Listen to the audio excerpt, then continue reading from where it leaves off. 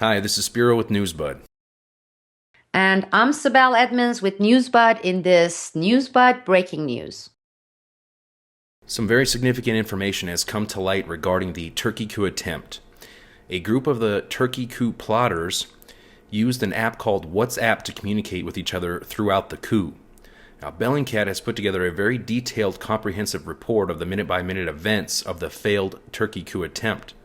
Bellingcat has transcribed, translated, and analyzed the conversation, and a link will be provided below, and we encourage you to go through there and read it in detail. It's a little lengthy.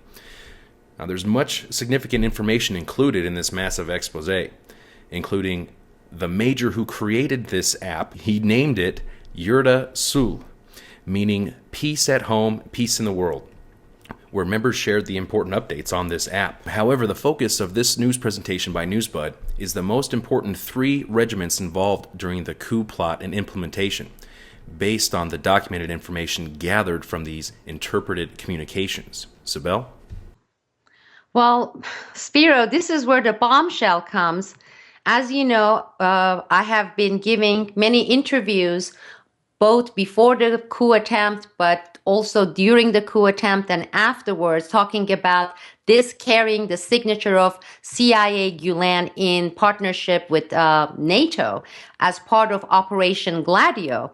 Interestingly, at least 3 out of the 5 coupists regiments, okay, this is 3 out of 5, are where, and they are still, are part of NATO's rapid deployable corps.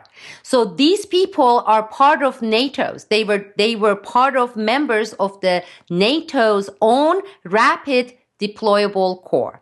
Now, these 3 regiments have been part of the NATO Rapid Deployable Corps since 2003. So we are looking at, for the last 13 years, these guys, these coup implementers, these 3 regiments were all working for the NATO. And here comes a catch. Now, if you look at the emblem, it says peace at home and peace in the world. Now, as you said, these generals, these colonels, these coup implementers, the plotters, when they created their WhatsApp, they actually named the thread, their communication thread, okay, as the same emblem with the same name, meaning they were carrying it out under the NATO emblem with the NATO's own slogan for this deployable corps. And I have to emphasize the fact that this is the segment of the NATO when it comes to Operation Gladio B implementations, not only in Turkey, but also in Central Asia and Caucasus. I cannot emphasize the importance of this, okay? We are looking at majority of these coup implementers, plotters, overseers, being employed members of the NATO's own rapid deployable corps. Now, can you get more explosive than this? Spiro? No, I don't think so. I mean, it's got NATO written all over it, literally. Absolutely. So I think this is one of the most explosive facts that we have found to date related to Turkey attempted coup. And this needs to be publicized. We are not going to see any of this in the mainstream media in the United States or in England or in Germany. So we are bringing to you and bringing it into your attention, and we are asking you the people, to put out this information. The attempted coup was being attempted by 3 regiments employed under NATO's Rapid Deployable Corps. So that was one of the most significant facts that are coming out of these documents that are being released. And another important fact that got my attention, Spiro, as I was reading through all this information, and people, please go and read and analyze. I mean, there are 10, 15 pages of facts, documented facts there, starting from the first minutes of the coup, going all the way until it was thwarted, is the fact that these implementers, the coup implementers, NATO CIA coup implementers, they reached out to the police forces, the chief of police all over Turkey, that, the areas that they were targeting, not only in Istanbul, but in other cities as well. And interestingly, they were told by, and you can see the communication, the police chiefs, not only they were not opposing these coup implementers, but they were readily giving them the support, saying, where have you been, guys? We've been waiting for you. We are with you, so we are going to support you in this coup. Now, again, those people who have been following my interviews and all the videos we have featured with James Corbett here at Newsbud as well, you know that I have also gone on record talking about Fethullah Gulen's network, CIA network, penetrating, infiltrating, getting into the Turkish military and also Turkish police force. About 15-20% of military in Turkey has been infiltrated by CIA-Gulen network, and the number is like closer to 70% of Turkey's police force has been infiltrated throughout this last 15-20 years by Gulen network. And again, you see it clearly during the coup, as you see with these documented information facts, Turkish police forces, the ones part of Gulen's CIA network, they assured the coup implementers that they were going to support, not oppose them. Now, this is extremely important. It basically proves what we have been claiming, saying this coup was plotted and originated by CIA-Gulen network in partnership with NATO. Well, that's right. You can clearly see in the communications between the coup implementers, the leadership saying the police are obeying orders, basically. They're taking orders from us. Some of the communications on this WhatsApp between the leadership, one of the majors sent the most violent message in the chat saying, "Show no compassion," he wrote. He said, "Don't dare to hesitate, hit them." And he was referring to the public. He was saying, don't show any compassion to the people. Let's crush them, basically. Sibel? Oh, absolutely. That's why I want our viewers to go and read and analyze these documents. You see multiple orders from coup implementers to open fire and basically butcher all these people, Turkish people who were standing there trying to defend their country against this illegal coup. And that is telling, again, because as you see, the mainstream media in the US is focusing on President Erdogan in Turkey rounding up these traitors, right? Thousands of them. Well, we just show with these documents, these evidence, these facts, that these people, including those people that he's arresting right now, President Erdogan, they are the ones who have been working for the CIA and Gulen network. So it is within his rights, the country's right, to arrest and prosecute these people. Another interesting thing here, Spiro, that I found really amazing and something that we need to think about in the Western nations. Well, we know that these coup implementers, they basically took over CNN Turk, which is CIA arm. They didn't have to do that, really. CNN would have supported them. And the Turkish state-owned TV networks, etc. So what did Turkish people do? They needed to quickly alert other Turks because they're in their house. They don't have TV. Some of them didn't even have access to social media networks, right? This is amazing. Under Islamic governments, the mosque can be used as an emergency alert system. So let's say if someone is invading your country or somebody's coming there and wants to kill people, they use this special chant that sounds different than the chant that invites people to go and get ready for prayer. And they let people know because they have speakers. You can hear it from miles away, from your apartments, from your houses, tens of miles away, because it's very loud. So people had to quickly think on their feet, right? And say, let's alert people. So they put out these chants from all these mosques all over Istanbul and other cities. That's how a lot of people found out something is happening. Let's get out there and find out what's happening. So they started gathering in front of these mosques, trying to find out what's going on. And they were told, here it is, our country is under assault right now.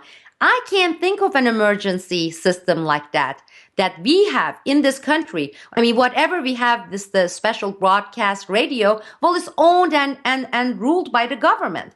So if the government, United States government if it decides to have its own coup, martial law, there is no way for us, the citizens, with the social media networks being shut down, to communicate. But for me, again, it was very interesting how quickly Turkish people thought of this very interesting method to alert the rest of the country, to alert the citizens, saying, hey, some emergency is happening. Get out of your house, come before the mosques. Very interesting, Spiro. Well, that's right, and you can see the communications there between the coup attempt, the coup plotters' leadership there, saying that they are whipping up fury among the public. Is there no way to stop it? And they tried to shut down the mosques at that point, because this coup had, just like any coup, would have strategic points where you would go. That's why they went to go take over the media. They wanted to control the narrative. Apparently, they didn't counter in the mosque aspect there. And another important thing that ties this whole thing together is the fact that we know NATO's own members were participating. They were the majority among the coup implementers using NATO's own emblem. Okay, people, you cannot get evidence harder than this when we are talking about hard evidence. And then when we go back and revisit NBC News, during the most critical stage of these coup attempts, putting out this information, this lie that was concocted by their high-level senior Pentagon military sources, saying that Turkish president was on the run, he had escaped the country, he was inside a plane and flying on top of Germany, Frankfurt, and requesting for asylum. Okay, asking for asylum. So basically, this tells you that the U.S. mainstream media, especially in this case, NBC, took an active part in this basically coup attempt in Turkey. So NBC worked together with CIA-Gulen network and NATO and their pawns, the coup implementers, trying to speed up, facilitate this illegal coup in Turkey, because they use this psychological warfare tactic, saying your leader is on the run, it's over, people, he's trying to get asylum in Germany, so this is over with. This is what NBC tried to do. So whose purpose NBC was serving, and they have retracted that without official retraction. They have erased, deleted their article, but we have, of course, the screenshots of that.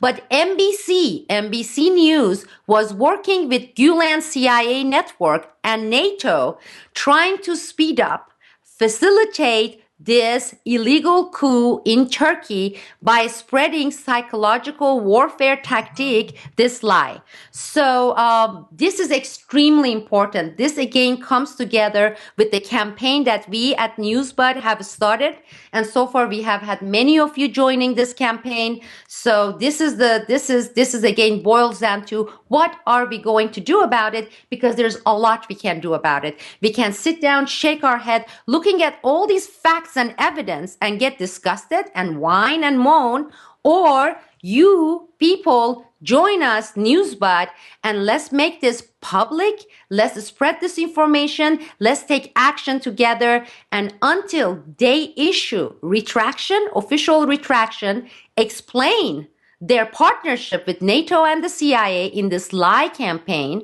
and apologize to everyone, not only people in Turkey, but in the United States, all over the world, we are not going to stop. Well, that's right. That's right. You nailed it on the head, Sibel.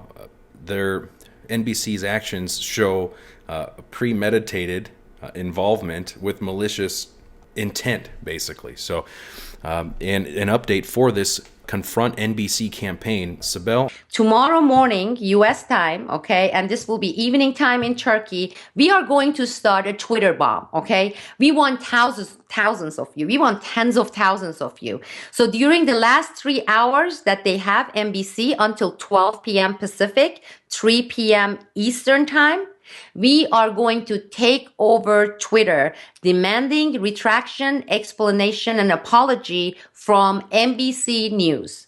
Meanwhile, we want those of you who have joined us, call the Turkish embassy, make the phone call, okay? Send a tweet message, send them email, bombard them and say, we are expecting your official response. You are looking at an act of war in some ways.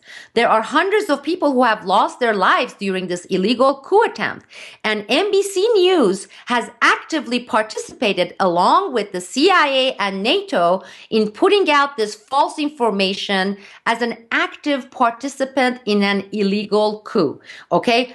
That's what they have done. They need to be held accountable. So take over the Twitter. I have a very brief message for all our Turkish followers from Turkey or Turkish diaspora in the United States. I want to emphasize this is not about President Erdogan. This is not about any president, particular president. This is about integrity. This is about all these things by deep state that are being implemented around the world. They tried the tactic in Libya. It was successful, people, and they gave us a bunch of lies and balonies. Remember the story about Gaddafi being on the plane on the run? Well, you're looking at the same attempt being implemented here, in this case unsuccessful, and we have caught them in the act, okay? And we need to take action, and we have bought into their lies during the Iraq WMD. Let's make this case set example. Let's make an example out of these people, okay? We can. All it takes is a few thousands of us determined to hold them accountable. And here is the message quickly in Turkish. Türk arkadaşlar, bu pazartesi 25 Temmuz Türkiye saati akşam 10'da NBC'ye verdiğimiz süre sona eriyor. Sizi bu pazartesi akşamı Twitter bomb kampanyasında davet ediyoruz. Lütfen bize katılın. Ayrıca lütfen ABD Türk elçiliğimiz ve konsoloslukları arayın, e-mail atın, Twitter mesaj gönderin, telefonla ulaşın ve onlardan Türkiye temsilcileri olarak bizim başlattığımız NBC kampanyasına resmi olarak katılmalarını talep edin, talebinde bulunun.